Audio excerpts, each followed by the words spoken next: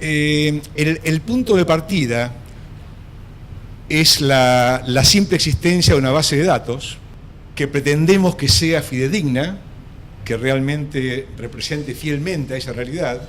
Si consulto mi base de datos cuántos rulemanes tengo y me dice 100, tengo que estar seguro de que si voy a tal sucursal y voy al depósito va a haber 100 rulemanes. Si no, no me sirve para nada.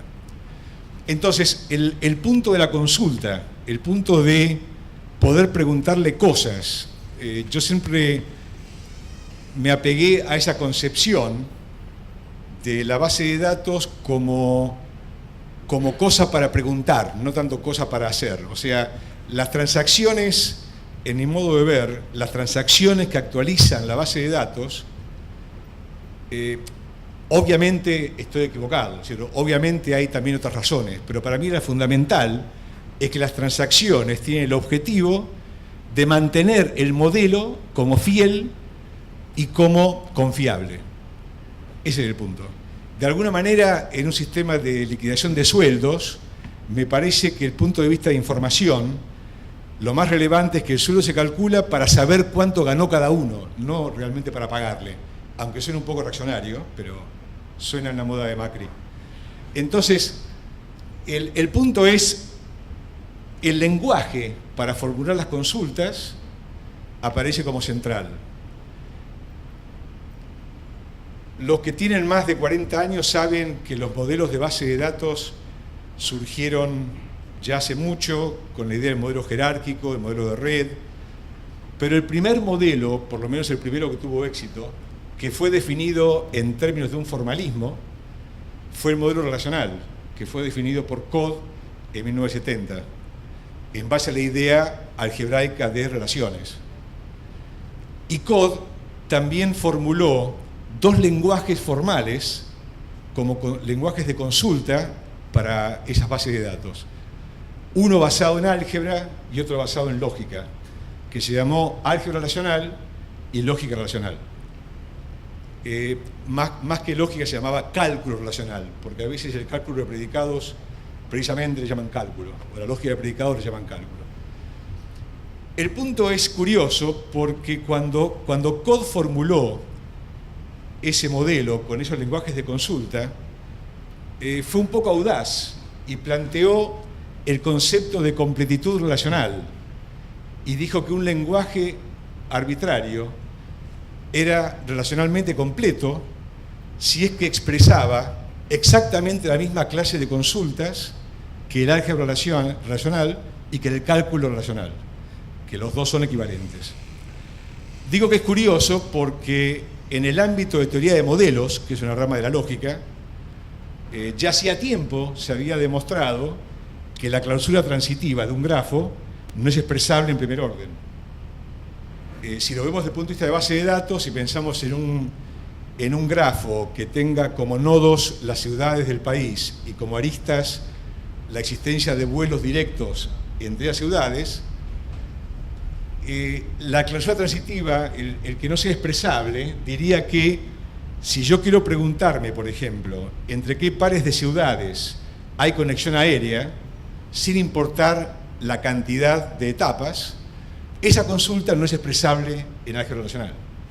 O sea, como que la idea de completitud que planteaba Codd era un tanto absurda en ese sentido.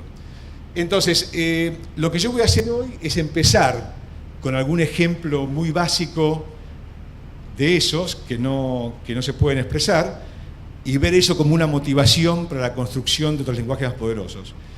Es muy interesante la idea de pensar que uno construye un lenguaje y se pregunta qué es lo que puede expresar. Incluso sería muy interesante el lenguaje natural, en castellano, por ejemplo. Muchas veces se dice que el castellano, comparado con el inglés, puede expresar más sutilezas o cosas de ese tipo. No sé cómo formalizar eso. Es muy interesante esa hipótesis, pero obviamente no hay forma de demostrarla. El problema es que en los lenguajes naturales la semántica, o sea, el significado de las oraciones, se expresa con el mismo tipo de objeto que la sintaxis. Es decir, vamos al diccionario y para ver qué significa mamá, usa el castellano para expresar qué es la madre, ¿correcto? Entonces, de alguna manera hay una circularidad. Afortunadamente, por el lado de la lógica, y pidiéndola prestado desde la teoría de base de datos, teoría de lenguajes, sí podemos hacer eso, porque podemos definir claramente una idea de semántica. Por ejemplo, en cálculo proposicional, cuando tenemos solamente variables que pueden valer verdadero o falso, la semántica es claramente el conjunto de funciones booleanas. Entonces, cada fórmula de cálculo proposicional está expresando una función booleana. En la lógica de predicados, primer orden o hacia arriba, la semántica es siempre una clase de estructuras, una clase de modelos de cierta asignatura o de cierto vocabulario. Entonces, el punto es que vamos a ver que en definitiva estamos formalizando la idea de semántica con funciones. Entonces podemos perfectamente separar, perdón, yo ni recuerdo que empezamos, ¿ahora 10 minutos empezamos ya o...? Ah, ya, bueno, ok, estoy en la introducción todavía. Pero bueno, entonces la idea es que al definir la semántica como funciones, que son objetos totalmente distintos del lenguaje que usamos para expresar las consultas, ahí sí podemos preguntarnos qué es lo que expresa un lenguaje. Tenemos métodos formales para poder demostrar que una cierta propiedad no es expresable en un cierto lenguaje, en algunos por lo menos, en muchos. Pero, por supuesto, está siempre la idea de que al aumentar la expresividad de un lenguaje, o sea, al aumentar estrictamente la clase de consultas a base de datos que podemos expresar, también viene aparejado un costo, porque aumenta la complejidad de la evaluación de esas consultas. En ese sentido, hay una relación muy interesante, muy bien articulada, que empezó en 1974, con el resultado de Fagin, diciendo que segundo orden existencial es igual a NP. Es decir, los queries que podemos expresar en segundo orden, en lógica de segundo orden, utilizando solamente cuantificadores existenciales de segundo orden, pues no universales, son exactamente la clase de queries cuya complejidad de evaluación es NP. O sea, es una máquina de Turing no determinística en tiempo polinomial. Eso ha abierto un panorama inmenso y muy rico de comparación entre la expresividad de lenguajes lógicos o incluso de máquinas abstractas y la complejidad de evaluación. Y voy a empezar porque si no va a terminar la charla.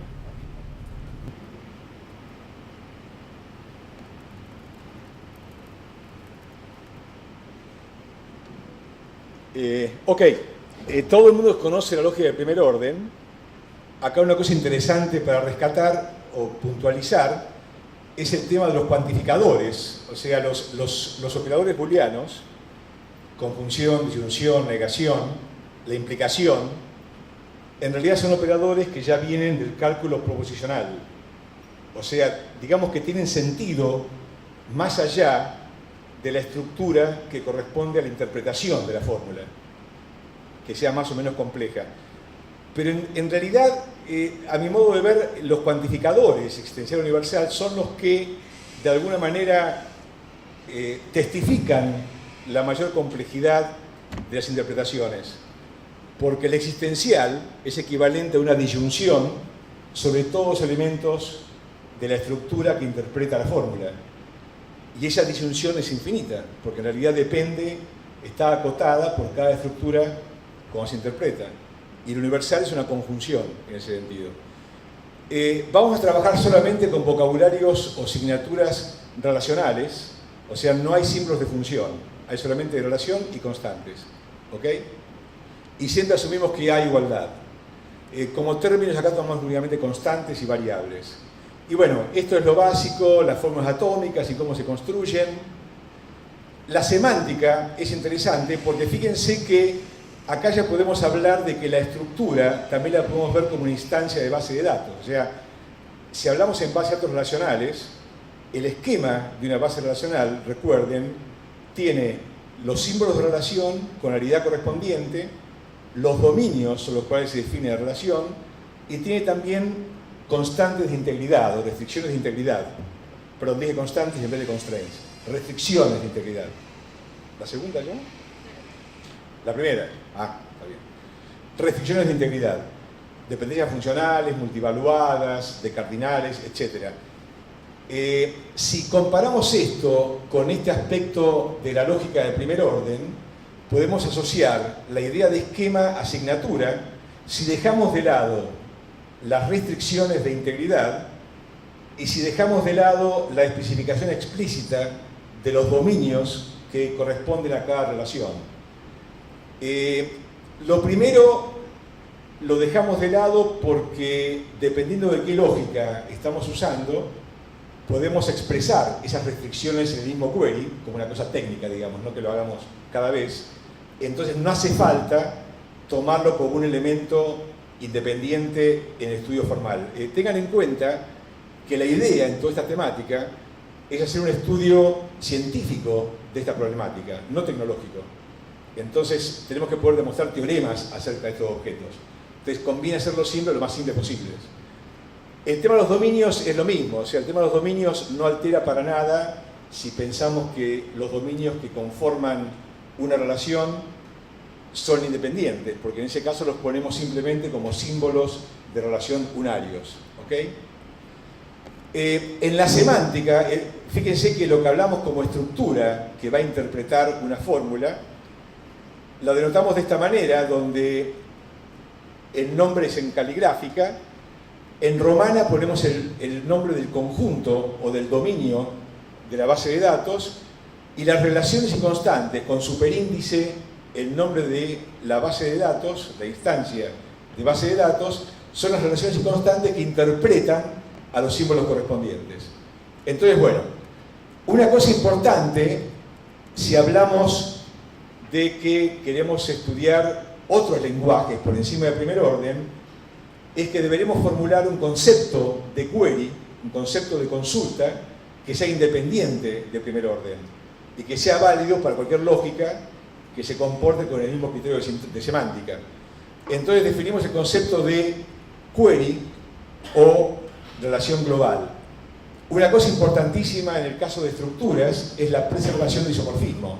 Es decir, si bien se ha usado siempre la máquina de Turing para estudiar complejidad de problemas, una cosa que es muy importante es que en realidad no es apropiado usar ese modelo, si somos muy estrictos, para computar problemas sobre estructuras, porque la máquina de Turing no está definida de modo de preservar isomorfismos.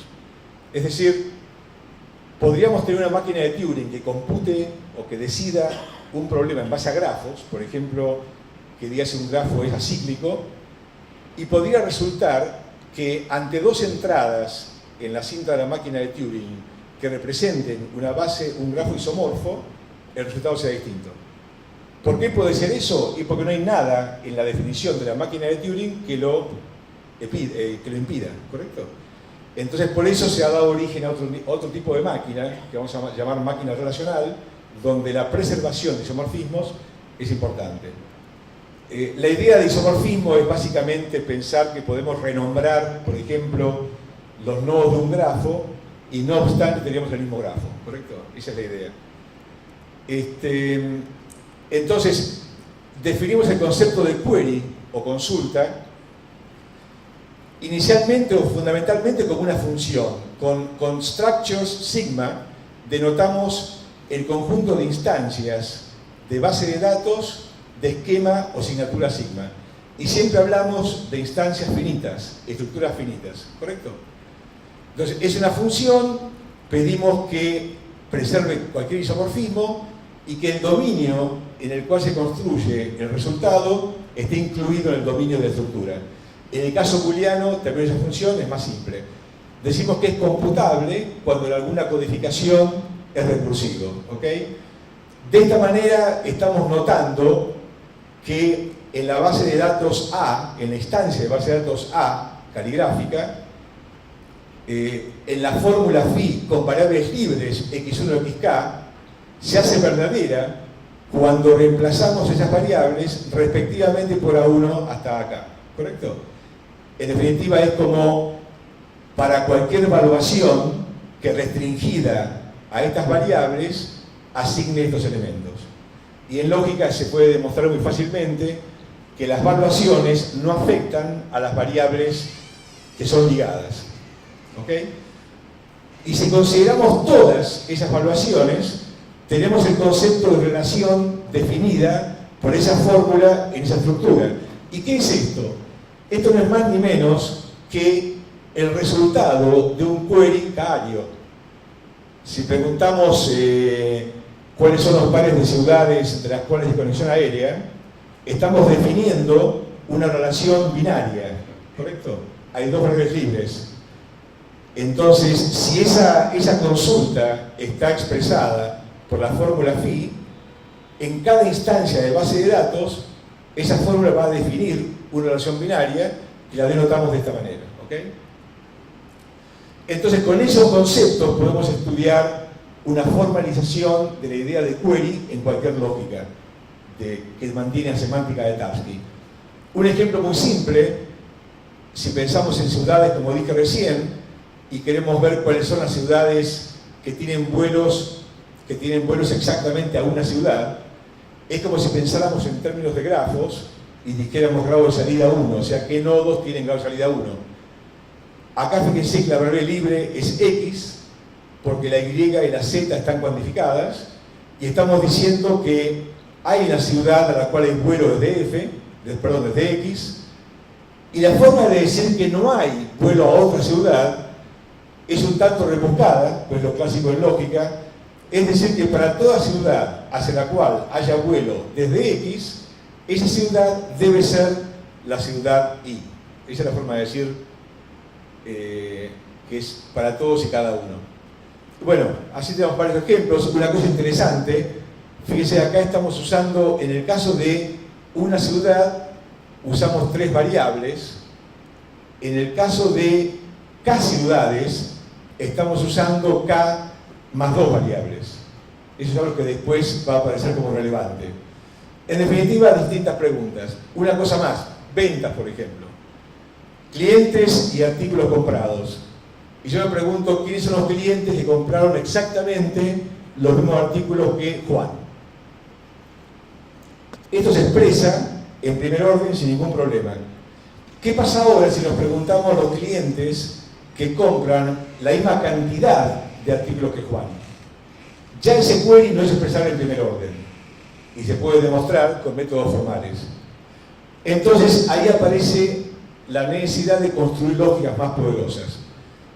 Las formas más habituales de construir lenguajes en general más poderosos serían en modelos de lógicas, en máquinas abstractas, para el caso de complejidad paralela, familias uniformes de circuitos booleanos, y también lenguajes de programación formales.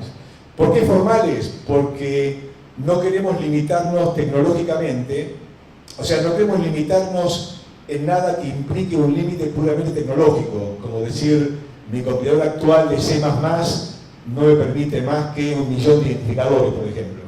Es como el tema de máquina de Turing, ¿correcto? En cuanto a las lógicas, básicamente podemos incrementar el orden.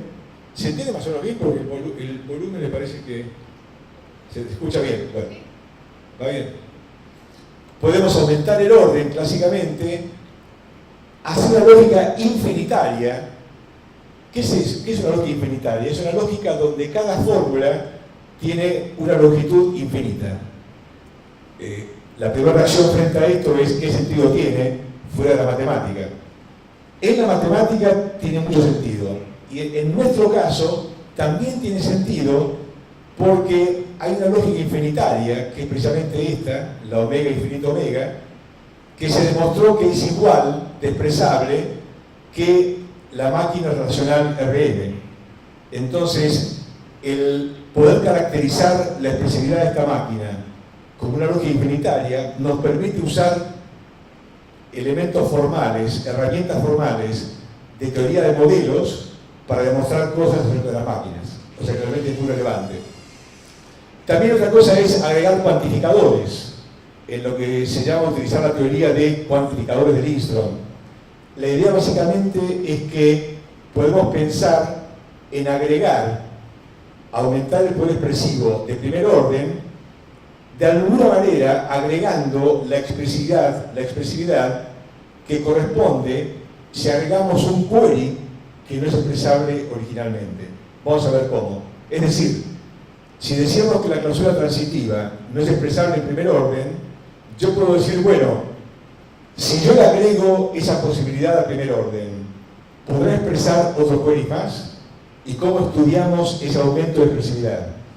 El dispositivo sintáctico para estudiar eso es el concepto de cuantificador. O sea, el cuantificador es simplemente una clase de estructuras de una misma asignatura cerradas bajo isomorfismo.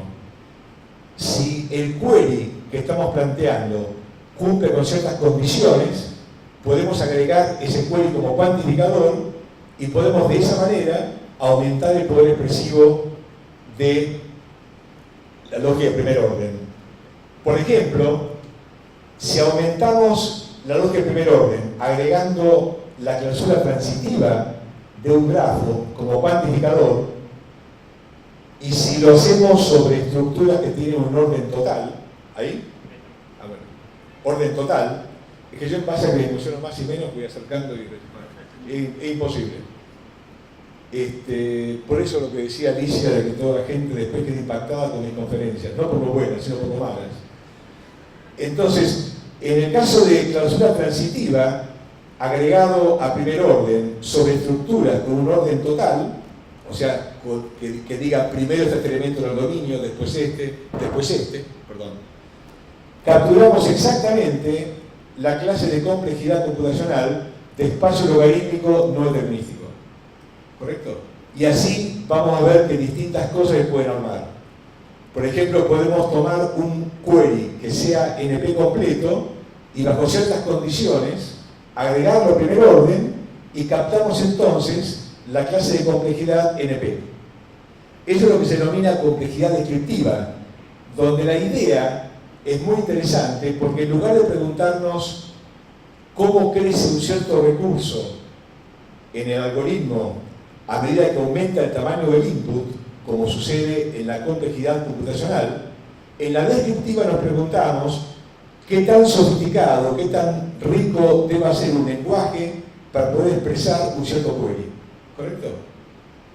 Y hay cosas muy curiosas. Por ejemplo, el problema de paridad. Algo tan simple como preguntarnos si la cantidad de ciudades en mi base de datos es par o impar. Por el punto de vista de la complejidad computacional es muy simple. Incluso sobre palabras es un lenguaje regular. Pero no es expresable en primer orden, ¿correcto?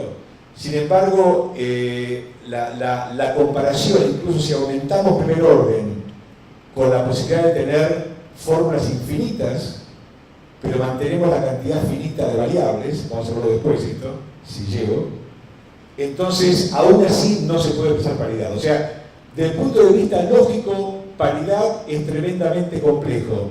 Desde el punto de vista computacional, paridad es tremendamente simple. El problema es dónde nos ubicamos en la informática. Porque en la informática estamos acostumbrados a pensar sobre estructuras ordenadas. ¿Por qué?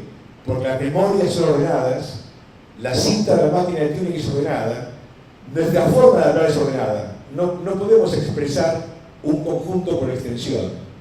Tenemos que decirlo ordenadamente. Si queremos poner el candidato A y B en una fórmula y no queremos darle más importancia a uno que a otro, tenemos que decir A y B o B y A. Pero como primero dijimos A y B, le estamos dando más importancia a A. O sea, es imposible hablar sin orden, aunque parezca mentira por las cosas que uno puede decir. ¿Okay? Entonces, un primer paso es aumentar a segundo orden. En segundo orden, la idea básica es que además de decir existe un individuo, podemos decir existe un conjunto de individuos. ¿Correcto? O también podemos decir existe un conjunto de tuplas, o sea, existe una relación. Entonces, acá está la forma prenexa que vamos a utilizar, que es una forma clásica de notar. El superíndice 1 significa que es segundo orden. Si por alguna razón, en la historia de la lógica, se empezó a usar 0 para el primer orden y así sumó uno para cada orden. Y nunca nadie se atrevió a decir, eliminemos por decreto el orden 5 para poder empezar con el 6 como corresponde. Sería medio complicado. Y M significa como sufijo que hay n bloques alternados de cuantificadores, empezando por existencial. Una cosa muy interesante al usar lógicas para expresar lenguajes y para estudiarlos es que en las lógicas hay muchos parámetros sintácticos que podemos analizar y que tienen relevancia a nivel de expresividad. En las máquinas de Turing es más difícil eso.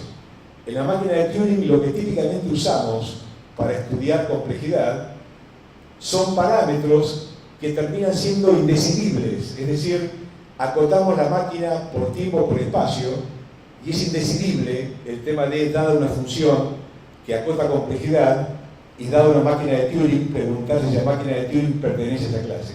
Eso no se puede computar. Sin embargo, dada una fórmula, ver cuántas afirmaciones tiene es trivial, o qué orden tiene es trivial. La pregunta de igual cantidad de artículos, fíjense que estamos diciendo, existen dos conjuntos, tales que el primer conjunto, S1, es entre los artículos que compra Juan, y el segundo conjunto, entre los artículos que compra X. X es la variable libre. Y existe una bisección entre ambos conjuntos. O sea, eso significa que es un cardinal, que tiene igual cardinal. Perdón. Es decir, decimos, hay una relación de aridad 2 que cumple las propiedades de ser función y de ser biyectiva. O sea, es total, es unívoca, es subjetiva y me falta una, y es inyectiva, perdón. Entonces, es bien sabido y es bien obvio que R es una biyección si solamente si el cardinal de los dos conjuntos es el mismo. ¿Correcto? Entonces, para segundo orden, ya el problema de cardinales no es tal problema. ¿Ok? Interesantemente, este es un caso particular de un cuantificador muy conocido que se llama el cuantificador de Hartree, que dice que las tuplas que hacen verdaderas a dos fórmulas tienen igual cantidad. ¿Ok? Y este cuantificador fue muy estudiado. Se sabe que no es expresable en lógicas bastante poderosas. En particular, la máquina que vamos a ver nosotros, la máquina relacional, ese cuantificador no es expresable en esa máquina. Fíjense que cuando decíamos de agregar, de permitirle al primer orden fórmulas infinitas, o sea, de longitud infinita, pero cantidad de variables finita, en esa lógica que parece muy poderosa, no podemos expresar cardinal. Y la intuición es lo que marqué al principio, que para decir vuelos a una ciudad usamos 3 variables y para decir vuelos a K ciudades usamos K más 2 variables. O sea, la única forma de contar en primer orden parece ser agregando variables y asignando un variable a cada uno. ¿Correcto? Entonces, claramente, si tenemos una lógica que acota a una cantidad finita las variables en una fórmula, no puede ser esa fórmula la que habla de un cardinal variable en cualquier instancia de base de datos. ¿Ok? Otro query, que es la clausura transitiva, como comenté en la introducción, se puede expresar muy fácilmente en segundo orden, no vamos a detenernos cómo, vamos a ver que también se puede expresar en la lógica infinitaria, que ahora vamos a definir. Definimos la lógica L con superíndice S. La manito se ve, ¿no? Sí. Ahí está, sí. Superíndice S, decimos que tenemos fórmulas en las variables de U a S, o sea, tanto si contamos las variables libres como las ligadas por cuantificadores de una fórmula, tienen que ser esas S. Podemos reusar variables, eso es muy importante. Uno puede escribir una fórmula reusando variables. Del mismo modo que en un programa C, uno puede ir en profundidad, en bloques, y redefinir variables en un bloque interno que fueron definidas en un bloque exterior. De esa manera el interno va a ser una redefinición ¿correcto? La diferencia es que en el programa eso no implica ahorrar memoria, porque uno mantiene el valor del bloque externo. Acá sí implica eso, ¿correcto? Acá vamos a ver que al escribir una fórmula y reusar una variable es porque la anterior versión ya no es necesaria. La podemos descartar, ¿correcto? Bueno, y llamamos omega a la unión. O sea, omega significa cualquier fórmula de longitud infinita con cuantificadores de primer orden con cantidad de variables finita. ¿Ok? Eso de acotar la cantidad de variables es muy importante, porque vamos a ver si es que llegamos, que si permitimos cantidad infinita de variables, podemos expresar cualquier query computable. ¿Correcto? Imagínense, si antes decíamos que para decir el grado de salida podíamos usábamos k más 2 variables, para decir el grado de salida de un nodo es k, si yo digo quiero saber los nodos con grado de salida par, obviamente no puedo expresarlo en L omega infinito omega, porque usaría una cantidad de variables que depende de cada natural. Pero sí es muy fácil hacerlo con la infinitaria, con cantidad infinita de variables. Hago una distribución infinita y voy aumentando el k. Y digo, es grado 2, o es grado 4, o es grado 6, o es grado 8, y así sucesivamente. ¿Correcto? Entonces, esa fórmula infinitaria expresa el query grado de salida par. ¿Ok? La semántica es muy clara. Hay una lógica infinitaria que extiende la omega que decíamos recién, la que no puede computar paridad, pero que es mucho más poderosa, que le agregamos cuantificadores de cardinalidad. Usando constantes m, acá tengo un ejemplo, me parece. Sí, fíjense, acá estamos expresando paridad. Decimos, para cualquier natural, haciendo una disyunción, existen al menos 2n valores distintos de x, tal vez que x igual a x.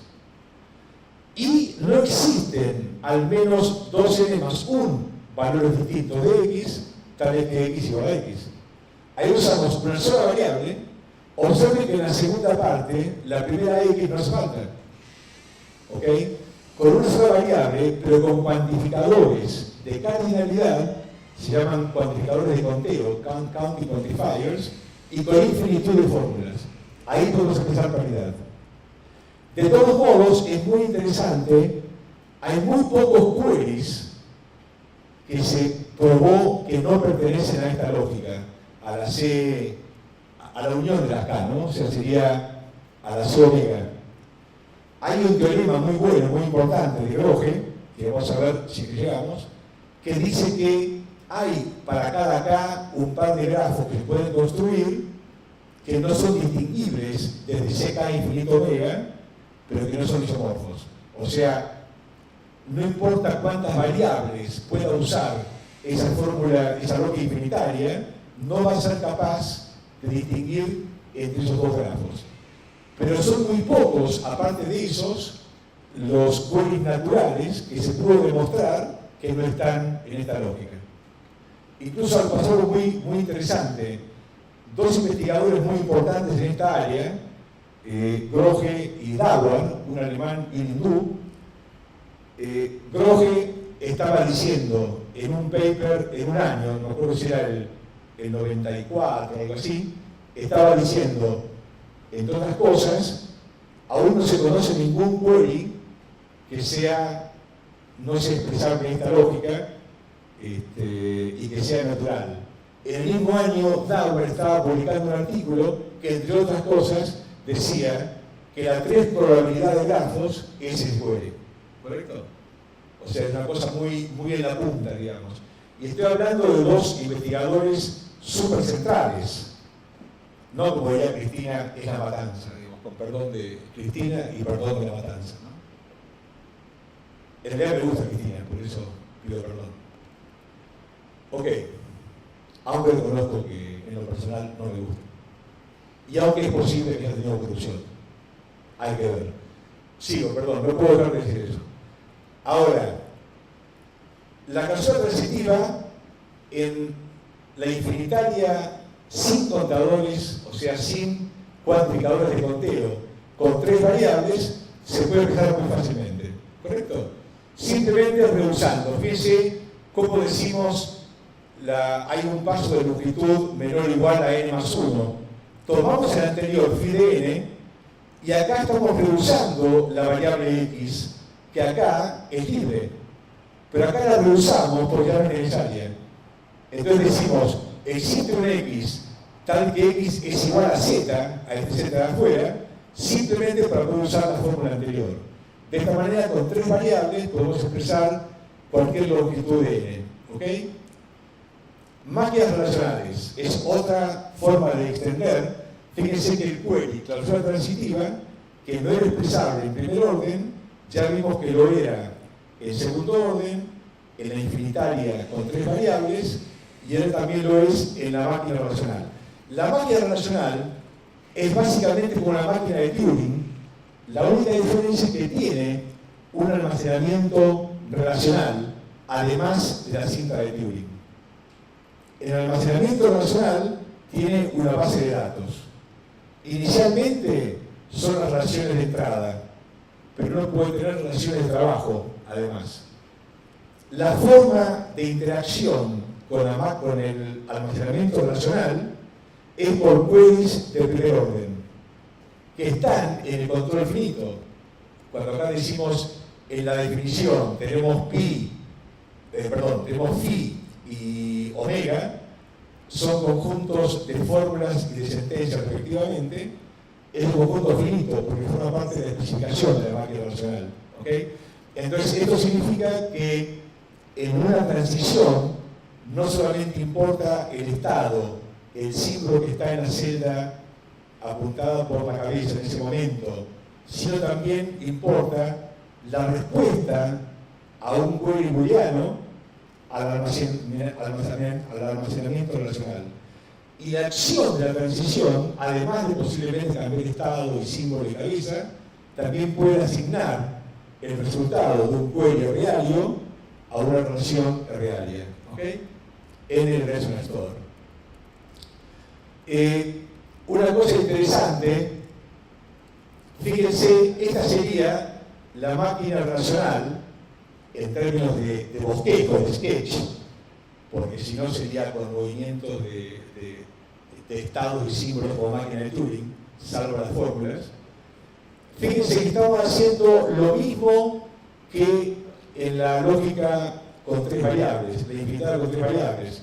Estamos planteando inicialmente e de x y después vamos componiendo la relación del grafo con la relación que vamos acumulando. O sea, en R vamos teniendo los pares cuya longitud de paso entre los dos nodos es n más 1, n más 2 y así sucesivamente.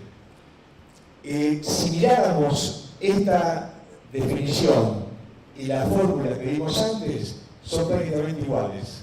Entonces no es casual lo que les decía antes, que en definitiva el poder expresivo de la máquina relacional es el mismo que el de la lógica infinitaria con cantidad de variables acotada. Otro query que no es expresable en primer orden es 3 probabilidad. Es razonable que no sea expresable porque es un problema en el P completo. Y en cuanto a complejidad, primer orden es realmente muy bajo. Está muy por debajo del espacio logarítmico determinístico. Entonces, hay varias cosas que se saben de esta máquina. Como decía, no es expresable en C omega e infinito omega. O sea, en la infinitaria con counting, con cantidad de variables finita, es de los poquísimos queries que se sabe que no son expresables. Y una cosa importante, también que estaba por acá, ahí está. La lógica también provee formas de reducciones en complejidad mucho más débiles, mucho más baratas que las habitualmente usadas en complejidad computacional, ¿correcto? Por ejemplo, primer orden, que es muy por debajo de tiempo polinomial. La mayoría de los queries que se conocen siguen siendo completos, los queries de NP completos, por ejemplo, siguen siendo completos con reducciones más débiles. Pero, por ejemplo, en 3 probabilidad se probó que no es NP completo con reducciones de primer orden.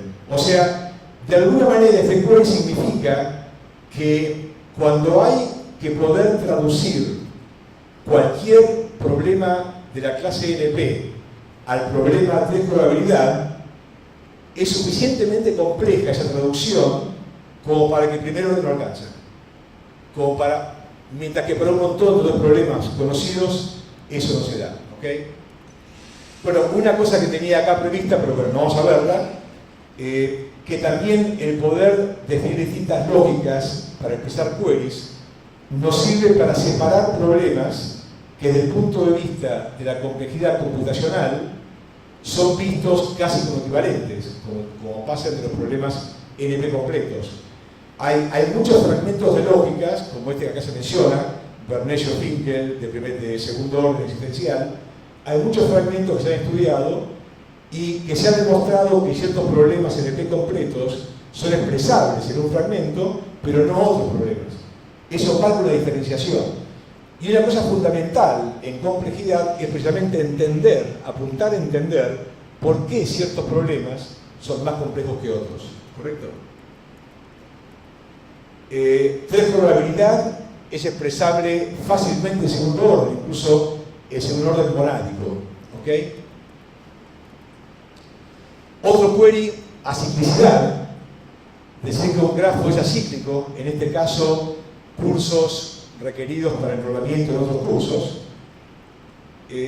Una de las cosas que le falta a primer orden es la capacidad de iteración. Fíjense que la máquina relacional le da iteración y la lógica infinitaria con cantidad finita de variables también le da iteración, solamente que cada iteración la despliega como una subfórmula en la fórmula de longitud infinita.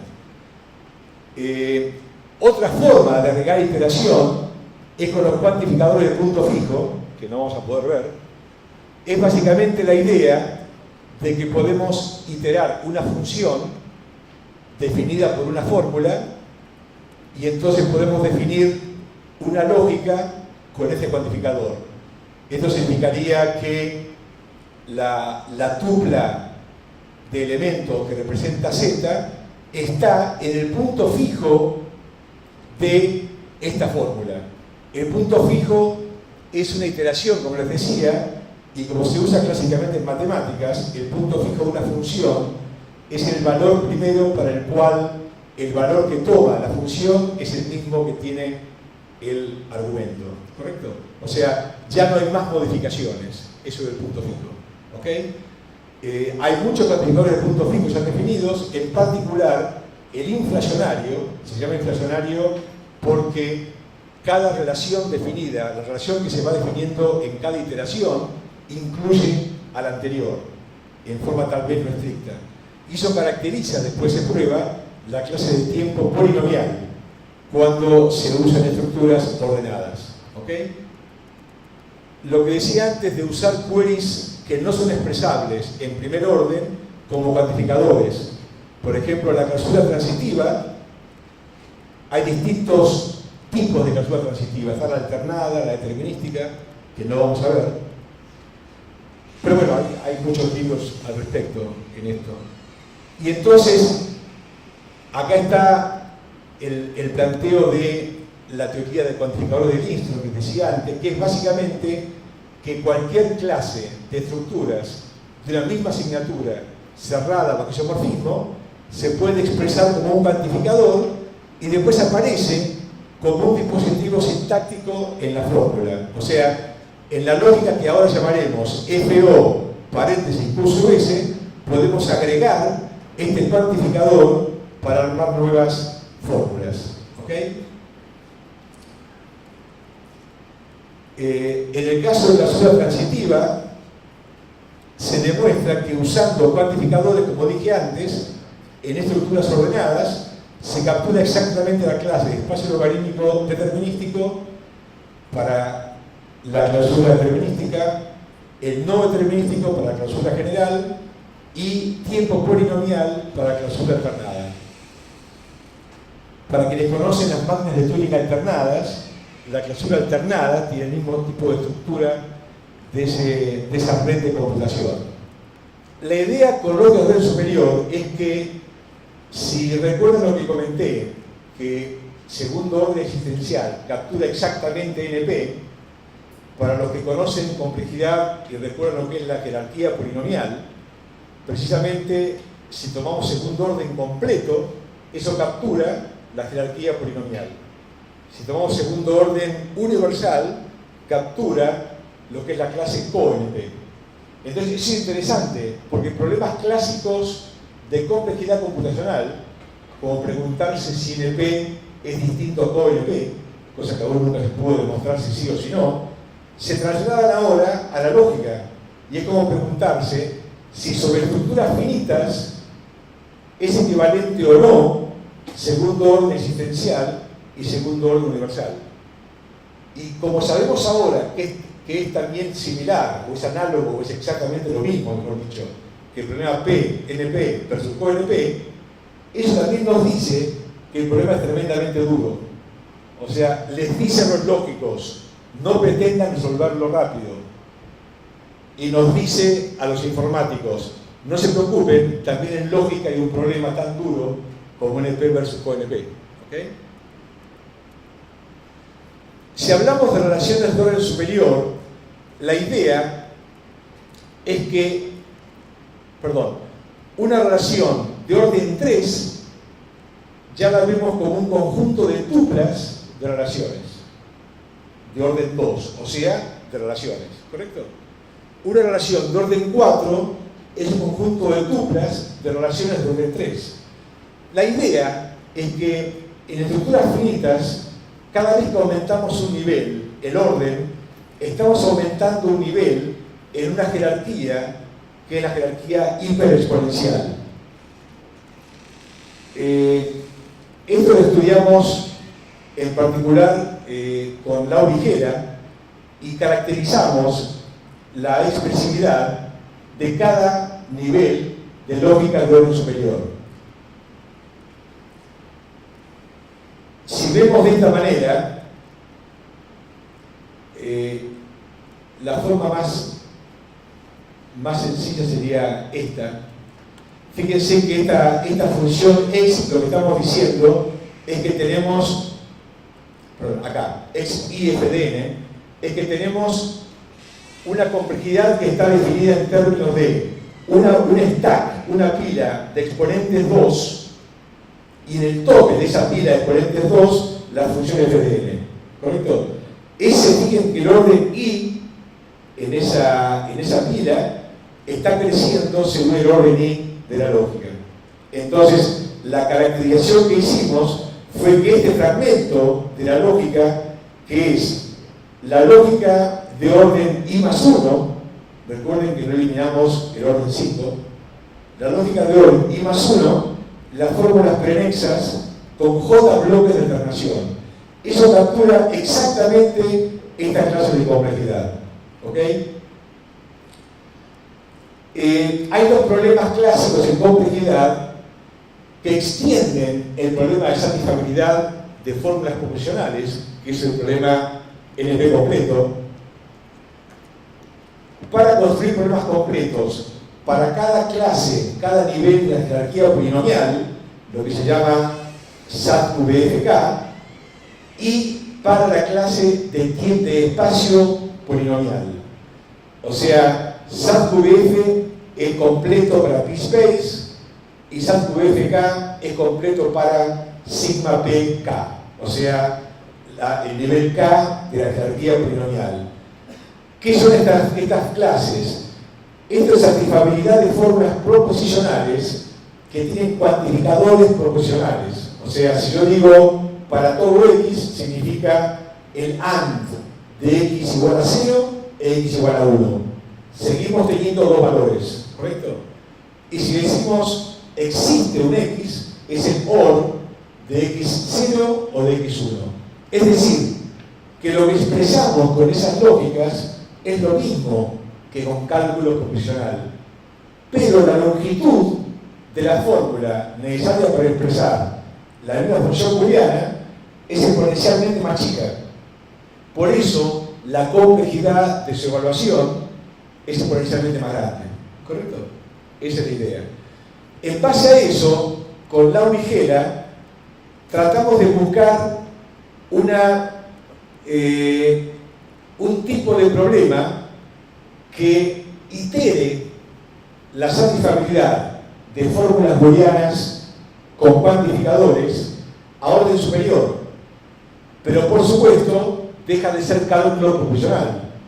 La forma más cercana que encontramos es definiendo lo que llamamos el modelo booleano, o sea que las fórmulas van a ser interpretadas solamente en una instancia de base de datos que es muy elemental, que es esta, que tiene siempre dos elementos y que tiene dos constantes.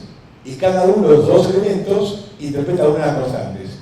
Es como si yo dijera una base de datos que ustedes diseñan y que la instancia de esa base de datos en cada día y en el futuro de la vida de esa empresa va a tener siempre únicamente dos clientes sin ningún tipo de dato. Sería un fracaso desde el punto de vista del diseño de base de datos. Pero con esto fue útil, porque esto nos permitió definir un problema, que es el problema SAT-VF que indexamos ahora con K, y este problema dice lo siguiente, dice, dada una sentencia del fragmento de la lógica de orden I+1 con K alternación de cuantificadores, del vocabulario de esa base de datos tonta, que tiene solamente dos clientes, ¿es esa sentencia verdadera en esa base de datos tonta? O sea, es lo que se dice, pertenece a la sigma 1K teoría. O sea, la L teoría de una base de datos sería el conjunto de queries booleanos de la lógica L que son verdaderos en esa base de datos. ¿Correcto? Esta es la primera familia de problemas completos para esas clases de complejidad computacional, que también tiene un correlato en cuanto a complejidad descriptiva. Fíjense que estamos hablando de completo para una lógica. Esto es muy interesante, porque en la complejidad descriptiva también existe el concepto de completitud y también existe el concepto de reducción. Entonces, podemos decir que un problema es completo para una lógica y podemos decir que hacemos reducciones de un problema a otro. Eso es muy interesante. A mí, que me apasionó siempre la complejidad computacional, cuando conocí la descriptiva, empecé jugando teóricamente con las dos, como sucede con los maridos infieles, pero después terminé oficializando la segunda y dejando la primera como amante. ¿Correcto? Lo cual en el ámbito científico es perfectamente válido y correcto. Eso es muy interesante, AutoSAT. No lo inventamos nosotros, lo inventó Makovsky-Pueli. Es el conjunto de fórmulas que, representadas como estructuras, son verdaderas en ellas mismas. Mi viejo alumno Flavio Ferrarotti le puso como título Fórmulas that satisfy themselves, pero me pareció que era casi pornográfico. Entonces lo cambiamos y dijimos AutoSAT sigma y K directamente. ¿Correcto? Pero, de nuevo, en el ámbito de la lógica, la autosatisfacción no es marxista. ¿Correcto? Nosotros generalizamos eso para órdenes superiores. Y una cosa, a partir del problema SAT-VF y K, lo que hicimos fue construir un compilador, precisamente un cuantificador. Lauri Gela, que fue, digamos, mi mentor inicial cuando hice la primera presidencia en el CIPI, es experto en cuantificadores. Yo le aporté mi conocimiento del tango y le aportó su conocimiento de los cuantificadores. Y de hecho, con eso construimos un cuantificador que permitió obtener un resultado que realmente está mal que lo diga porque yo soy un coautor, pero me parece muy interesante, que es realmente que podemos, cada fragmento de orden superior, lo podemos capturar por una sola aplicación del cuantificador de Lindström armado en base a ese problema, sobre fórmulas de primer orden que son quantifier free. Es decir, esta fórmula que va a expresar lo mismo que una fórmula en la lógica de orden I+1 con K alternaciones, no va a usar los cuantificadores de primer orden, existencial y universal. Va a usar solamente conjunción, disyunción, negación y una vez el cuantificador que nosotros dijimos. Por supuesto, después del trabajo me cambié mi nombre de José María Turull Torres a Chi Chu Xuan, porque fue realmente un trabajo de chinos. Una cosa interesante, ya había descubierto Juli Su en el 91 que la unión de las lógicas de orden superior no alcanzaba, eso es lógica, en la antigua lógica de teoría modelo se llamaba orden finito, que también se escribe FO, que lo cual es peligroso. En algunos libros de lógica, cuando dice FO, es finite order, no first order. Y ya se sabía que tomando todas las uniones, la unión de todas las lógicas de orden superior para cualquier natural igual así no alcanzamos a todos los cuerpos computables. Lo que expresamos ahí son lo que se llaman las funciones elementales de Kalmar, con valores 0,1, o sea, relaciones elementales de Kalmar. Hay muchas definiciones equivalentes. La más intuitiva es pensar que las funciones elementales de Kalmar son las que se pueden decidir con una clase de complejidad formada por una cierta cantidad constante de exponentes 2 en una pila de exponentes, pero para cualquier constante. O sea, lo que ellos están diciendo es que los problemas que están fuera de esta clase, los problemas que son computables, pero que no son elementales de Kalmar, son problemas tan complejos que ninguna cosa de complejidad que se exprese como una toda exponencial de una cierta cantidad de exponentes 2 y el tope, ninguna de esas clases alcanza para decidir ese problema. ¿Correcto? Eso es muy interesante. Entonces nosotros nos vimos motivados y presionados por la prensa a buscar una lógica que sea completa de orden superior. Entonces apareció la lógica BO por orden variable. La lógica de orden variable es muy intuitiva. La idea es que si lo que no me permite es un orden fijo, ningún orden fijo me alcanza, démosle un orden variable. ¿Correcto? Esa es la idea. Entonces permitamos para decidir esta fórmula, esta clase de problemas, este problema, esta clase de instancias, permitémosle que use una cantidad, una profundidad exponencial que dependa de cada instancia. Entonces hacemos una lógica, lo que se llama two-sorted, o sea, de dos dominios, de dos clases, donde cada instancia tiene un segundo dominio, que es el dominio de naturales. E introducimos el concepto de variables de orden, con lo cual podemos decir, ahí le llamamos I, podemos decir, existe un orden,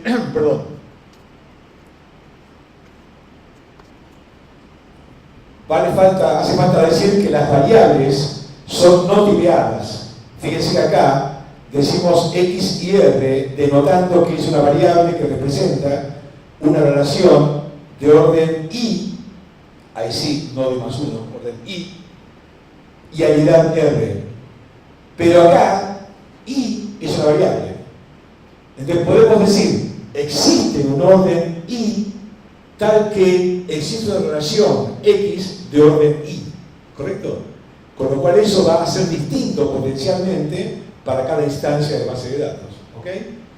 Entonces de esa manera demostramos que esa lógica excede la clase de queries computables, como toda lógica también infinitaria, porque en realidad permite expresar cosas no computables. Por ejemplo, si ustedes se imaginan que veo en algún momento el problema del halting de la máquina de Turing, en realidad lo que estudia computabilidad se estudia que es un problema RE, o sea que si bien no es computable, si uno le pusiera un cuantificador existencial, se convertiría entre comillas en computable, ¿correcto?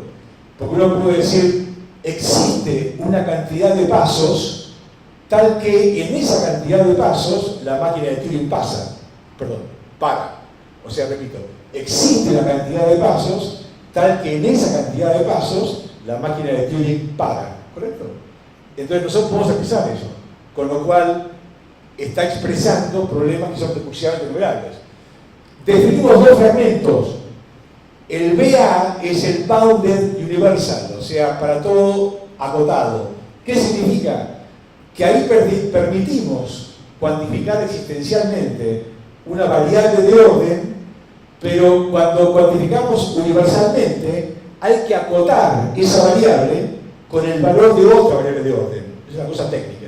O sea, podemos decir, existe J, orden J, tal que para todo orden I menor o igual a J, tal cosa. De esa manera, este fragmento expresa exactamente la clase de queries recursionales numerables. Y ahora, el que cursó computabilidad, o el que estuvo en los bares de la zona, los sábados de la noche se habla de eso, sabe que hay un teorema que dice que todo lenguaje recursivo, sí solamente sí, es RE y es core, o sea, es recursivamente numerable y su complemento también lo es. Entonces, por ese teorema es muy fácil sacar la conclusión de que la clase de queries computables es exactamente la de aquellos queries expresables con fórmulas de los dos fragmentos. Tanto si acotamos universal como si acotamos existencial. Bueno, acá hay unos ejemplos. Por ejemplo, un query que no es expresable con cualquier orden finito, pero sí expresable con orden variable. Es la equivalencia de expresiones regulares con complemento, ¿correcto? Fíjense que en expresiones regulares muchas veces se habla de distintos operadores. En general, esos operadores no aumentan la expresividad, es decir, no es que permite expresar más lenguajes que los que se llaman regulares. Lo que permite es que son más cortos, ¿correcto? Por eso la complejidad es mayor. Fíjense que si nos fijamos en la equivalencia de expresiones regulares, la más básica, que es sin estrella de Kleene, es con el completo. Esta no importa. La que tiene los básicos generales, unión, concatenación y estrella, es espacio polinomial, o sea, completo para p-space. Si le agregamos square, es co-next time completo, y si agregamos, square, pero acá no tiene complemento, me parece. Square sin complemento. Ahí está. Square sin estrella, ni complemento. Square está completo, y si tenemos square y estrella sin complemento, y space completo. Bueno, una cosa interesante que tiene una punta de aplicabilidad para construir queries es la lógica que estamos estudiando este año con Ferrarotti y Tech. Tech es de... ahora me olvidé. Tipo Yugoslavia, algo así. Lo le dan Tech, muy bacana duda. Y ahora me olvidé. Rumania, de los castillos de Drácula, Rumania. La idea acá es estudiar qué es la ventaja que tenemos en orden superior. Fíjense qué es lo bueno del orden superior, que podemos tener relaciones exponencialmente mayores y podemos tener anidaciones, ¿correcto? Podemos hablar, por ejemplo, de PERTs de muy PLN. Imagínense un PERT muy complejo donde cada tarea a su vez se puede abrir en un PERT para cumplir esa tarea. Que podemos trabajar en una lógica de orden superior y haciendo zooming para poder navegar en profundidad. ¿Correcto? Entonces, lo que nosotros demostramos, para hacerlo cortito, es que si restringimos que el tamaño de las relaciones en cada nivel sea polinomial, podemos permitir nesting arbitrario y no obstante colapsamos a segundo orden. O sea que frente a un query, lo que podemos hacer es expresarlo en un orden superior arbitrario, lo cual lo hace mucho más simple, es lo mismo que pensar programar en C++ o programar en Assembler en el año 70, no, perdón, 60. Luego lo traducimos algorítmicamente, hay un algoritmo para eso, a segundo orden y valor a segundo orden. No todo es felicidad, porque ahí en segundo orden piden los problemas NP completos. Pero por lo menos pudimos liberarnos de la hiperexponencialidad. Hay para segundo orden, para problemas NP completos, hay técnicas de aproximación que se están usando con bastante éxito para problemas, por ejemplo, como satisfactibilidad, los SAT solvers, que curiosamente resultan muy eficientes en general en los casos para los que se usan, que son las instancias para diseño de hardware, diseño de software. Pero bueno, ya debería cortar porque de la movilidad pasamos al rencor y al peligro. Bueno, perdón por el manejo horrible del tiempo, como siempre, y gracias por la invitación. Gracias por la invitación.